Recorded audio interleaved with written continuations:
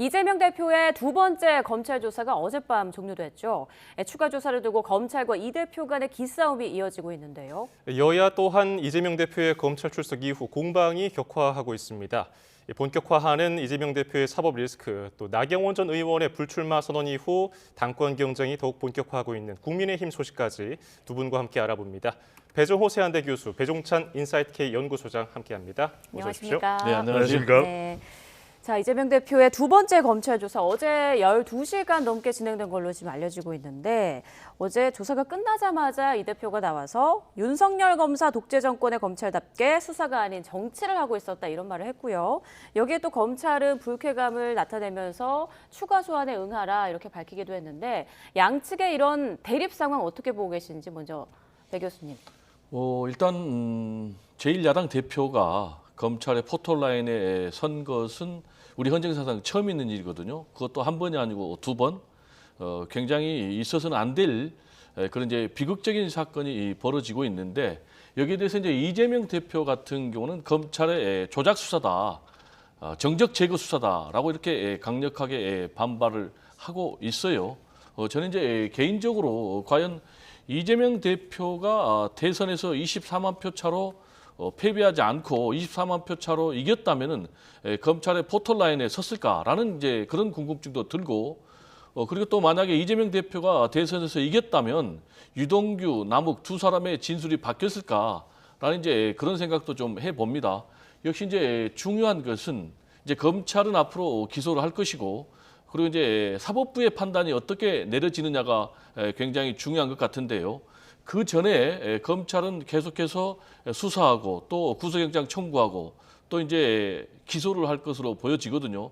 이런 이제 검찰의 패턴이 내년 4월 총선까지 계속 이어질 텐데 그러면 이제 저는 궁금한 것이 과연 지금 이재명 사법 리스크다라고 명명이 되어 있는 이 부분이 검찰 리스크로 갈 가능성도 저는 여전히 남아 있다.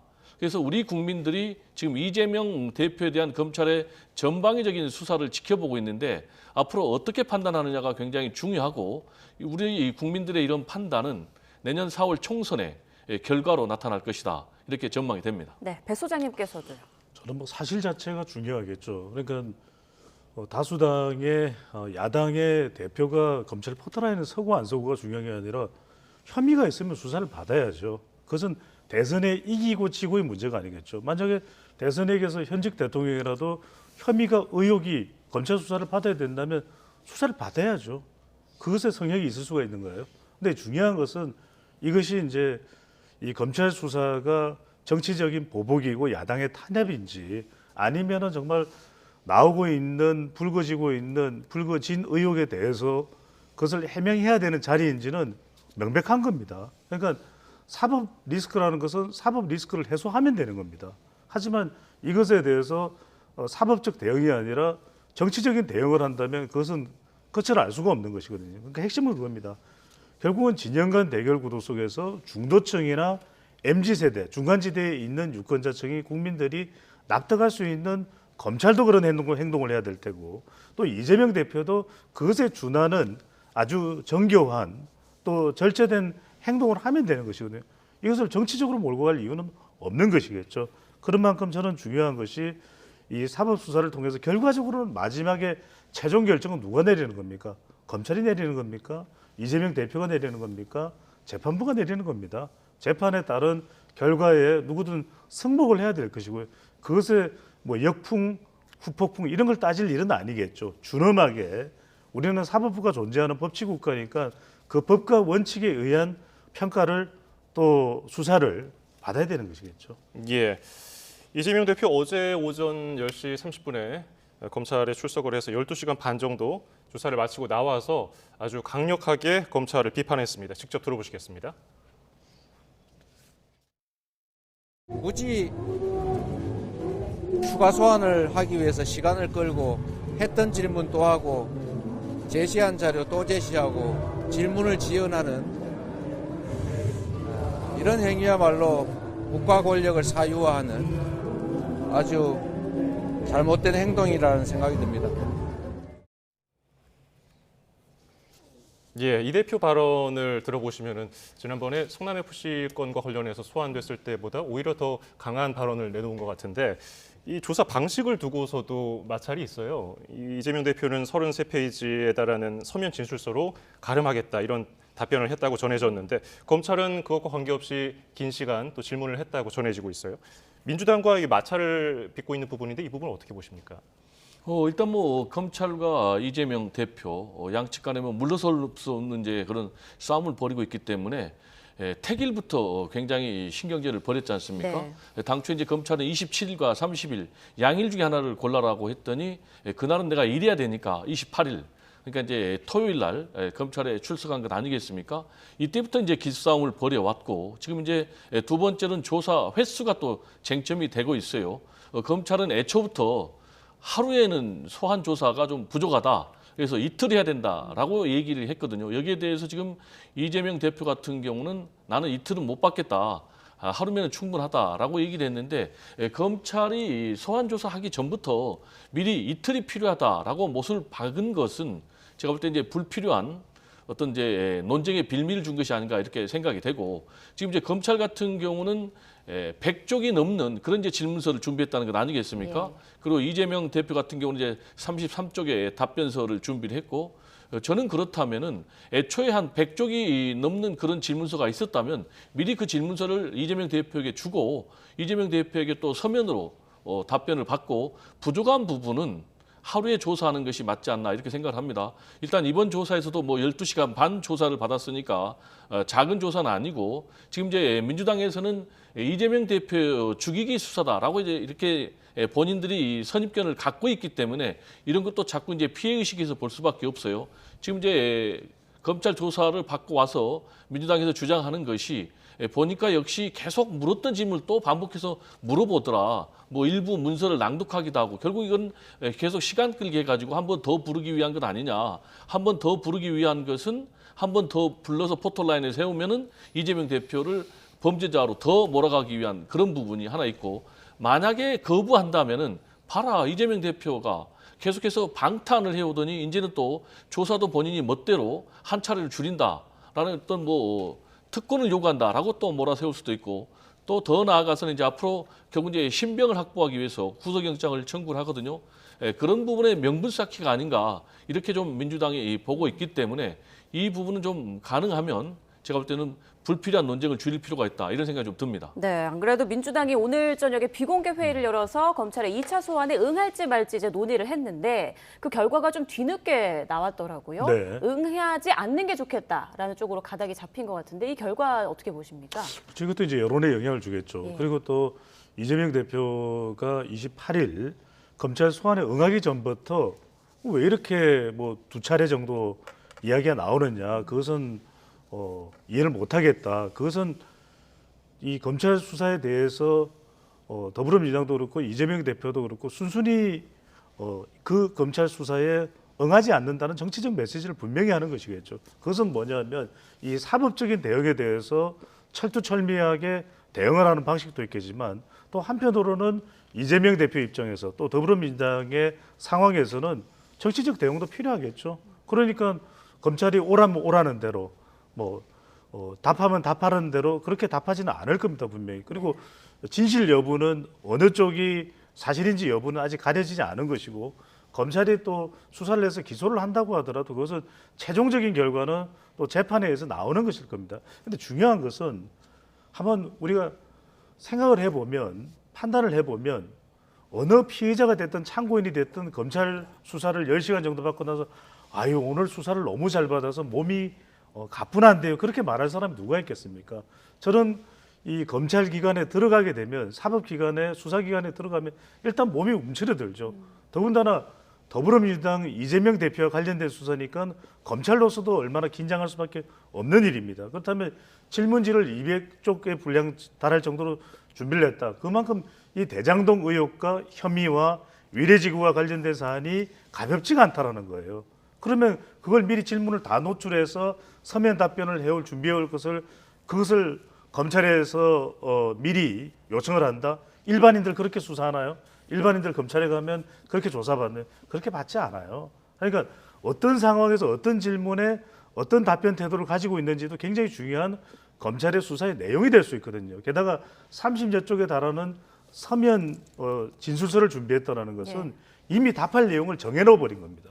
그렇다면 검찰로서는 그 상황 속에서 더 파내야 될 필요가 있는 것이거든요. 그렇기 때문에 저는 응당히 이재명 대표는 이재명 대표로서 하는 이야기를 한다면 검찰은 또 검찰로서 밝혀내야 되는 의무와 사명이 있는 것이기 때문에 응당히 그렇게 해야 되는 것인데 글쎄 그렇게 이제 수사에 추가적으로 응하지 않는다면 검찰로서는 확보된 내용과 이 진술 그동안의 정언과 관련된 네. 그동안에 관련된 이 이른바 인물들이 있거든요. 유동규 전 본부장이나 남욱 변호사나 또는 이런 인물들의 진술을 가지고서 정언을 가지고서 기소 여부를 판단한다고 봐야 되겠죠. 예. 이제 일반인들이 그렇게 수사를 받느냐라고 얘기를 했는데 동일한 잣대가 적용이 돼야 될 것 같아요. 그러면은 일반인들에 대해서도 검찰이 이렇게 수사를 하느냐라는 부분도 우리가 조명을 해봐야 돼요. 구체적으로 얘기하면은 대장동 사건과 관련해서 지금 1년 4개월 동안 검찰이 수사를 하고 있거든요. 그렇다면 제가 역으로 여쭤보고 싶은 게 일반인에 대해서도 1년 4개월이나 수사를 합니까?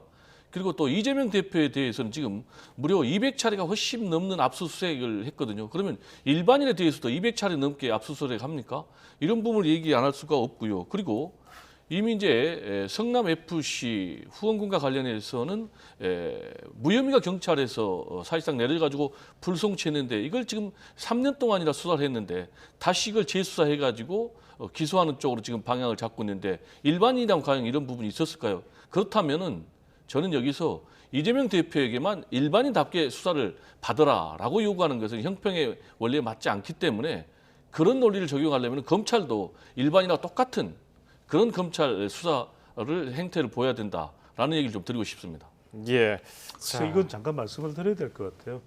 이재명 대표가 아주 일반인과 똑같을 수는 없겠죠. 그리고 일반인과 다른 큰 이유에 대해서는 구분이 있어야 되겠죠. 왜냐하면은 지난 대선을 치룬 대선 후보였죠. 그리고 대선 후보에 대해서 더군다나 문재인 정부에서 이재명 대표에서 가감 없이 거침없이 수사가 이루어졌다 보기는 쉽지 않을 겁니다. 실제로 성남 FC와 관련된 건에 대해서도 우리가 확인하는 바로 이거는 우리가 뭐 정치적으로 해석할 이유도 없는 것이고 실제 성남지검장이 이재명 대표의 성남 FC에 대해서 대했던 태도와 실제 그 성남지검시청에 소속됐던 검사가 서로 반발했다는 것은 이렇게 알려진 내용이거든요. 그래서 그 이후에 무혐의 됐던 분당경찰서의 수사 내용을 검찰에서 다시 한 번 더 재수사한다라고 결정을 한 것이고 그것이 윤석열 정부 들어와서 진행이 된 검찰 수사고 제가 거듭 말씀드립니다. 이 수사가 얼마나 오래 걸렸느냐 아니냐보다도 더 중요한 것은 정확한 이 사실을 밝혀내느냐가 더 핵심인 것이거든요. 그 핵심에 근거해서 어떻게 정확하게 그 내용을 파악하느냐가 기준이 돼야 되는 것입니다. 예. 지금 제가 좀 간단하게 저도 반박을 해야 짧게 되겠는데 좀 문재인 부탁드립니다. 정부에서 대장동 수사가 제대로 안 됐다라고 단정하는 것은 굉장히 위험하고요. 그럼 뒤집어서 얘기하면 문재인 정부에서 정상적으로 수사를 했는데 지금 윤석열 정부에 들어와 가지고 이재명 죽이기 대장동 수사를 할 수 있다라는 그런 논리도 분명히 가능한 거예요. 그러니까 논리를 얘기하려면 논거가 나와야 되는 것이죠. 지금 대장동 수사와 관련해서도 대통령 바뀌고 지금 뭐 법무부 장관 바뀌고 검찰총장 바뀌고 수사 검사가 바뀌니까 지금 수사가 100% 바뀌고 있는 것 아니겠습니까? 이런 주장도 얼마든지 가능하기 때문에 일방적인 얘기는 할 수 없다라는 얘기를 좀 드리고 싶어요. 예, 이 자리에서도 조사 방식 뭐 또 여러 가지 주제를 두고서도 첨예한 의견이 엇갈리고 있는데 이번 대장동 수사의 가장 큰 쟁점을 보자면은 이재명 대표의 배임죄 성립 여부 그리고 천화동이 1호 실소유주가 이재명 대표가 맞느냐 뭐 이것을 두고서 지금 싸우고 있는 거예요. 이재명 대표는 뭐 초지일관 손해를 성남시에 끼친 적이 없고 천화동인 1호는 언론 보도를 통해서 알았다 이렇게 얘기를 하고 있는데 이 법리적인 싸움 소장님은 어떻게 보고 계십니까? 그 생각은 이제 수사가 돼야 되는 부분이겠죠. 검찰로서도 유동규 전 본부장이나 남욱 변호사 그리고 정경학 회계사의 녹취록만으로는 판단할 수 없을 겁니다. 그래서 28일 날 검찰에서 조사를 받았던 내용 중에도 우리가 뭐 내용을 다 알 수는 없습니다. 하지만 이재명 대표가 14년, 15년 시장으로서 또 결재를 했던 부분도 있을 겁니다. 그러니까 이제 핵심은 이런 내용이죠. 이재명 대표의 초지 일관된 주장 내용은 결백하다는 것. 그 결백의 이유는 뭐냐면 부동산 민간업자들의 수익이 여타 다른 이유로 인해서 그걸 뭐 일일이 다 말씀드리면 이유가 많으니까요.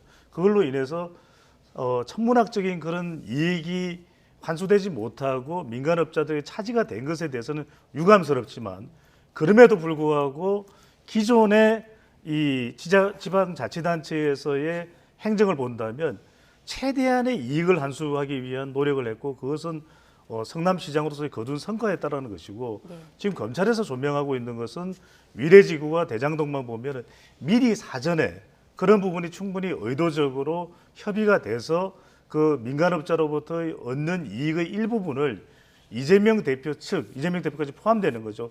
가져갔던 것 아니겠느냐, 가져가려고 했던 것 아니겠냐가 핵심이기 때문에 이 부분은 수사를 통해서 밝혀져야 되는 부분으로 보입니다. 네. 자, 이재명 대표 검찰 조사 이후 정치권의 공방도 거세지고 있는데요. 이재명 대표 조사를 둘러싼 여야의 반응 잠깐 보고 이야기 이어가겠습니다. 오로지 정적을 제거하기 위한, 야당을 탄압하기 위한, 또 이렇게 엄청나게 떨어지고 있는 국정 지지율 그거를 회복하기 위한 꼼수다, 정치적인 수사다, 저희는 그렇게 생각하고 있습니다. 당당히 임하겠다면서도 당당히 진술을 거부하는 이중적이고 뻔뻔한 태도는 이 대표의 범죄 의혹만 키울 뿐입니다. 네, 이번 사안을 놓고 한동안 여야 간의 아주 팽팽한 대립이 계속 이어질 것으로 예상이 되는데 이런 공방으로 지금 임시국회에서 처리해야 될 민생법안들 많이 쌓여 있잖아요. 이런 것들이 또 묻히게 되지는 않을까 걱정되는데 어떻게 보십니까? 뭐 그건 당연한 말씀이죠. 예. 왜냐하면 뭐 임시국회의 문제가 아니고 우리 정치의 문제인데 이미 정치가 실종이 됐지 않습니까? 정치가 실종이 되다 보니까 뭐 민생 경제가 실종이 되는 매우 이제 불행한 상황이 계속되고 있는데 이런 이제 대결적 정치 행태가 사실상 윤석열 대통령 집권 이후에 계속되고 있는 이런 상황. 그러다 보니까 지금 집권한 지 8개월이 지났는데 대통령께서 야당 대표, 야당 지도부를 단 한 번도 안 만났단 말이에요. 이런 것은 이제 우리 헌정사에 찾아보기 어려운 건데 이렇게 된 것은 첫 단추를 좀 잘못 깼다고 저는 봅니다. 만약에 윤석열 대통령께서 여서야대 상황을 좀 감안하고 0.7%포인트의 박빙의 승부를 낸 것을 좀 감안해서 통 크게 협치의 시동을 걸었다면은 저는 윤석열 대통령이 지금도 박수 받을 것이고 또 저는 임기를 마쳐서도 크게 박수를 받을 것으로 보거든요. 근데 지금 계속해서 적대적 대결 정치를 하다 보니까 결국 이제 뭐 여러 가지 실책에서 24%까지 이제 지지율이 떨어졌고 그 과정에서 이제 보수층의 지지율이 결집을 했는데 그럼에도 불구하고 지금 한 뭐 30% 중후반대에 머물고 있거든요. 그러면은 본인이 48%로 당선됐지 않습니까? 그러면 아직도 10여 퍼센트 포인트가 지금 이탈한 그런 상황이란 말이에요. 그러면 결국 이제 중도층에서 이탈했다고 봐야 돼요. 보수 지지층에서는 결집했지만 그러면 중도층이 이탈하면은 앞으로 어떤 일이 벌어지느냐? 총선에서 굉장히 불리한 거죠. 특히 이 수도권 선거에서 굉장히 불리한 거죠. 수도권에서는 뭐 1000표, 2000표 차이로 당락이 결정이 되는데 중도층에서 대거 이탈한 그런 상황이란 말이에요. 특히 여론조사를 해보면은 현 정부 지원론은 한 40%, 견제론은 50%가 넘는 이런 상황. 그래서 저는 윤석열 대통령이 민생도 살리고 경제도 살리고 좀 성공하는 그런 대통령, 성공하는 정부로 가기 위해서도 통 크게 국정 운영 기조를 좀 바꿔서 이재명 대표도 만나고 또 야당과 협치하는 그런 행보로 가야 된다 이런 생각이 좀 듭니다. 네, 국정 운영의 방향을 좀 바꿔야 한다라는 말씀인데 어떻게 생각하세요? 전적으로 공감합니다. 예. 저는 배종우 교수님께서 아주 예리하게 정세 분석을 하고 있다고 판단을 하고 있고요. 특히 이제 윤석열 대통령도 국민만 봐야 됩니다. 윤심이의 당심이 있고 당심이 민심이 있는 겁니다. 민심은 천심입니다. 그것을 우리가 부인할 수는 없는 것이거든요. 이재명 대표도 마찬가지입니다. 이재명 대표도 본인을 둘러싼 사법 대응도 중요하지만 그보다 더 앞서서 민심이 있는 것이거든요. 저는 사법 수사는 사법 수사고 민생 협력은 구분할 필요가 있다. 그래서 윤석열 대통령이 저는 이재명 대표의 사법 수사와는 그건 별개로 무관하게 여야 대표와 함께 만나야 된다고 보고요. 왜냐하면 지금 난방비 폭탄 얼마나 심각합니까? 그리고 우리가 신경 쓰지 않고 있는 거 요즘 우리가 제가 좋아하는 YTN의 이 특별기획 취재가 바로 저출생권이거든요. 저출산이라는 표현도 잘못된 거예요. 네. 저출생 지금 2100년이 되면 서울대 인구통계센터에 의하면 우리 인구가 1800만이 된다라고 하는 그런 우려가 있습니다. 네. 지금 이대로 우리가 인구 줄어들죠. 지금같이 정쟁이 되면 2034년, 2070년만 돼도 우리는 세계 경제권에서 20위 밖으로 멀어질 수도 있어요. WELT 자료에 따르면, 분석에 따르면. 그래서 저는 정치는 정치입니다. 하지만 정치에서 가장 중요한 것은 뭡니까? 바로 민생입니다. 민생을 위해서는 손을 모아야죠. 네. 예. 자, 이런 가운데 검찰은 어쨌든 이재명 대표를 기소할 가능성이 상당히 높은 상태고요. 민주당의 그 당원 80조 얘기가 다시 또 입에 오르내리고 있습니다. 그 80조 1항을 보면은 기소 시에는 직무를 정지해야 한다는 내용이 있는데 여기에 이제 단서 조항이 있죠. 제가 지금 민주당 홈페이지 당원을 보고 있는데 정치 탄압 등 부당한 이유가 있다고 인정되는 경우에는 당무위원회 의결을 거쳐서 달리 정할 수 있다. 이게 작년 8월에 민주당 대표 당선 직전에 이제 개정이 된 내용 아닙니까? 어쨌든 이게 정치 탄압으로 해석된다면은 이재명 대표는 여기서 빠져나갈 수 있는 건데 당 대표를 유지한다면 또 후폭풍이 있지 않을까? 이런 평가에 대해서는 어떻게 보십니까? 저는 뭐 별로 후폭풍은 없을 거로 봅니다. 왜냐하면 이재명 대표 같은 경우에 이미 기소가 됐어요. 공직선거법 위반으로 검찰이 기소를 했지 않습니까? 그래서 이제 재판이 진행 중인 그런 상황. 그래서 말씀하신 대로 기소만 된다면 직무 정지를 시켜야 된다라는 것도 아니고 예외의 규정이 있단 말이에요. 그럼 중요한 것은 이게 부정부패 등에 해당되는 그런 범죄냐 아니냐가 쟁점인데 그것과 관련해서는 이미 지금 민주당에서 이거는 아니다.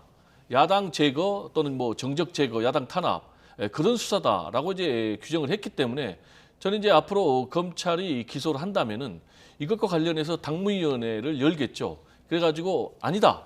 이거는 부당한 정치 탄압이다. 이런 결론을 내릴 경우에 거기에 대해서는 저는 뭐 민주당 내부에서 비명계를 할지라도 문제 제기는 별로 하지 않을 것이다. 그리고 저는 뭐 그래서 큰 후폭풍은 없을 것이다. 그리고 또 하나 검찰 수사를 통해서 지금 역설적인 상황이 벌어지는 게 오히려 이재명 대표의 리더십이 굉장히 공고해지는 그런 상황이 벌어지고 있어요. 그게 무슨 얘기냐? 이미 당에서 지금 야당 탄압, 정적 제거용 수사다라고 규정 짓고 일사불란하게 똘똘 뭉쳐서 가고 있는 그런 상황. 그리고 이재명 대표만 때리다 보니까 상대적으로 이재명 대표 대안이 될 만한 민주당 내에 차기 대권 주자는 전혀 보이지 않거든요. 이런 상황 때문에 종합적으로 저는 뭐 검찰이 기소한다고 해도 내부에서 큰 후폭풍은 없을 것이다. 이렇게 전망이 됩니다. 저는 이거 간단하게 생각할 문제가 아닌 것 같아요. 왜냐하면 이 정치 탄압의 이유로 이제 당대표직을 내려놓을지 여부를 결정하는 것이 당무위원회에서 결정을 합니다. 당무위원장 누군지 아세요? 당무위원장 누군지 아세요? 당대표죠. 당대표 이재명 대표예요. 그렇다면 당대표직을 내려놓지 않을 가능성이 굉장히 높다. 이른바 심지어는 뭐 옥중 공천 이런 이야기도 나올 정도거든요. 저는 이거는 민주당의 직격탄입니다. 그래서 저는 결과적으로는 사법적인 대응은 대응이라고 치더라도 중요한 것은 지금 민주당, 더불어민주당의 이 구조 자체가 이재명 대표를 대체할 수 있는 인물이 참 마땅치가 않죠. 하지만 그럼에도 불구하고 총선이라고 하는 것은 더불어민주당의 운명을 결정하는 것이거든요. 그렇다면 가장 중요한 것은 저는 더불어민주당의 지지율이다. 네. 적어도 더불어민주당 지지율이 어느 때가 되었든 간에 그것이 5월이든 9월이든 2주간 평균을 냈을 때 평균이 한 더불어민주당 지지율이 25% 미만이 된다면 그건 수도권 총선 못 버텨요. 그때는 저는 이재명 대표가 결단을 내려야 될 것으로 보입니다. 네. 이 옥중공천 워딩은요. 누가 했냐면은 국민의힘 최고위원 김행 최고위원이 한 얘기예요. 그러니까 일종의 프레임인데 옥중공천이 되려면은 그 전에 구속이 돼야 되는 거예요. 근데 지금 이재명 대표 같은 경우는 현역 의원이니까 불체포 특권이니까 국회에서 체포 동의안이 가결이 돼야 되는데 국회에서 이재명 대표에 대한 체포 동의안 가결이 될 확률이 제가 볼 때는 거의 제로입니다. 그러면은 옥중공천을 행사할 이유가 없어지는 거죠. 네, 알겠습니다. 추가 설명까지 해주셨고요. 이번에는 남은 시간 국민의힘 전당대회에 관해서 좀 이야기 나눠보겠습니다. 나경원 전 의원 불출마 선언 이후 당권 경쟁이 이제 김기현, 안철수 양강 구도로 좁혀지는 모양새인데 나 전 의원이 어떤 영향을 미쳤다고 분석할 수 있을까요? 그래서 이제 나 전 의원의 이른바 나비 효과겠죠. 나 전 의원의 나비 효과. 근데 우선적으로는 안철수 의원 쪽에 힘이 실립니다. 왜냐하면 나경원 전 의원 지지층들이 봤을 때는 이건 이제 국민의힘 지지층이라고 하는 여론조사이기는 하지만 나경원 전 의원의 지지층이 안철수 의원 쪽으로 옮겨가는 결과도 확인할 수 있거든요. 근데 문제는 이거예요. 나경원 전 의원이 누군가의 손을 들어줄 수 있을까? 김기현이든 안철수든 어려워요. 그것은. 왜냐하면 이미 나경원 전 의원이 입장문에서 솔로몬 이 사례를 이야기했고 이스라엘이죠. 그러면서 진짜 엄마다 내가. 그러면 누군가의 손을 들어주기 시작하면 또 가짜 엄마 논란에 시달린다. 그것을 선택하기는 나경원 전 의원으로서는 무리하다고 보고. 왜냐하면 또 안철수 의원 쪽으로 나경원 전 의원 지지층이 옮겨가면 그것이 실제 3.8 전당대회 당원의 투표로까지 지속될까? 이 부분도 우리가 일단은 의문부호를 달아둘 필요가 있는 것이고, 또 하나는 뭐냐면 나경원 전 의원 지지층은 아직 유승민 전 의원의 경우에는 출마 여부를 결정하지 않았지만 예.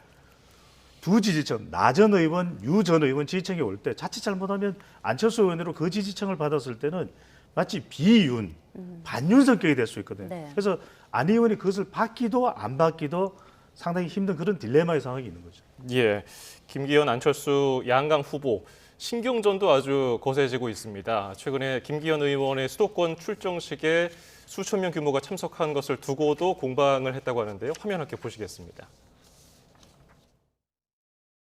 수도권 지역을 중심으로 해서도 김기현의 지지세가 압도적이라는 것을 다시 한번 확인할 수 있는 매우 의미 있는 현장이었다고 생각합니다.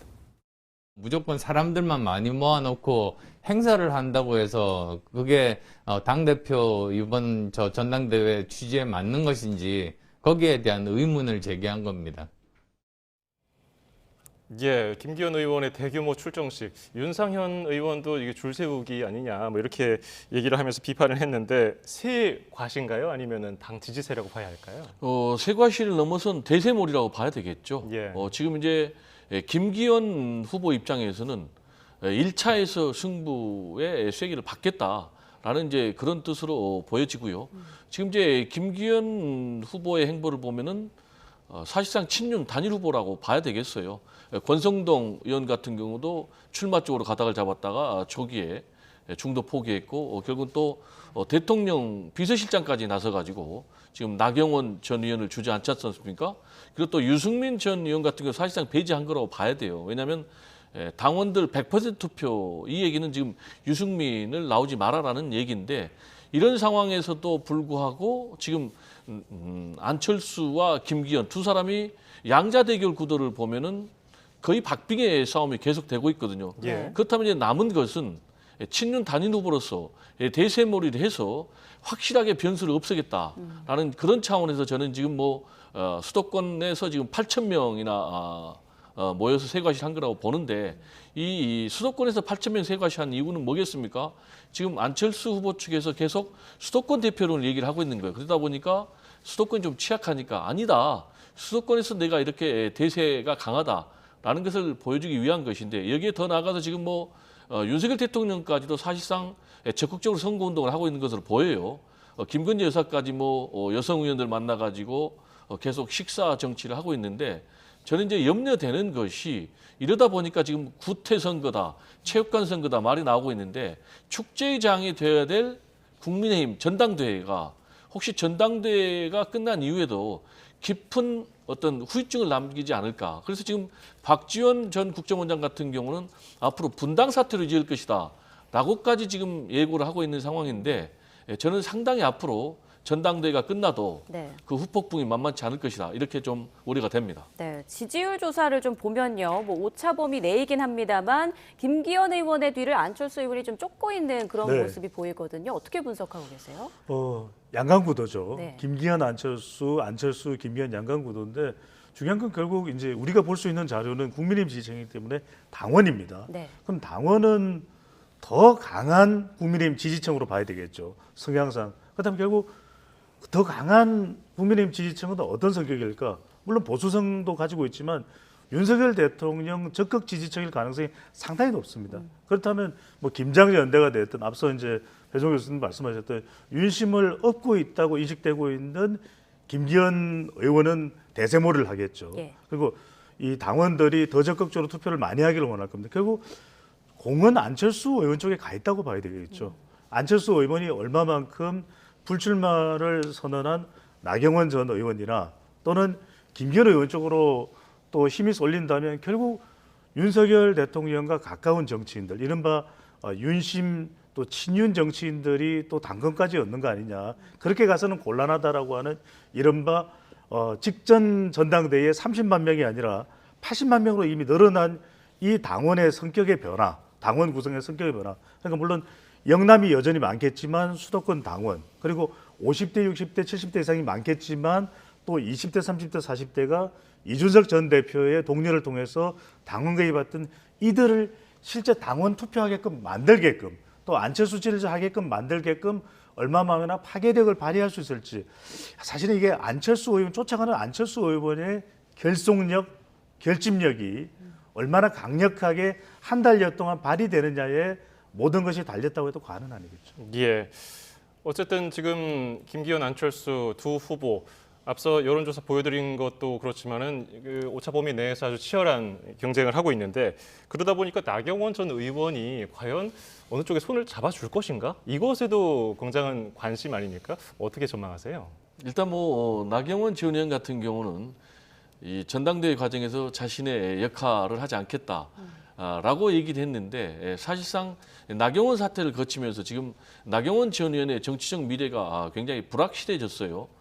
구체적으로 얘기하면은 내년 총선에서 공천을 못 받을 가능성도 굉장히 지금 높아진 그런 상황. 그렇게 되면은 여러 가지로 볼 때 사실상 나경원 전 의원의 정치 생명이 위태롭게 되거든요. 그렇다면 나경원 전 의원 입장에서는 만약에 자신이 뭔가 전대 과정에서 역할을 해서 확실하게 공천을 보장받을 수 있다면 저는 김기현 의원을 밀어주는 쪽으로 손들 가능성이 굉장히 높다. 그러나 아까 말씀하셨지만 본인이 또 그렇게 하기도 굉장히 어려운 상황. 예. 그러나 나경원 전 의원의 지금까지의 정치 행보를 보면 사실상 양지성 정치인이라고 봐야 되거든요. 이번에 결국은 윤석열 대통령을 중심으로 한 그런 대대적인 압박이라고 봐야 되는데, 그 압박에 무릎을 꿇은 것도 결국 본인이 위험을 뚫고 나간 그런 정치적인 선택을 한 번도 못했기 때문에 다시 이 문제와 연결해서 본다면, 그래서 결정적인 상황, 자신의 존재 가치를 극대화시킬 수 있는 그런 상황에서